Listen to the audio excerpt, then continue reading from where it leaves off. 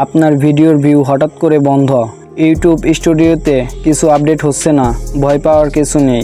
আজকের ভিডিওতে জানাবো এটা কেন হচ্ছে এবং কি করবেন আপনি। সম্প্রতি ইউটিউবের রিয়েল টাইম ডেটা সিস্টেমে কিছু সমস্যা দেখা দিয়েছে।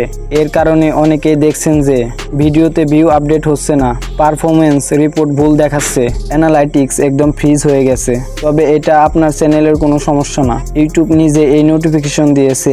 নোটিফিকেশনটা এমন: we are experience issue with the system for real time data, this may cause incorrect view count and report of video performance.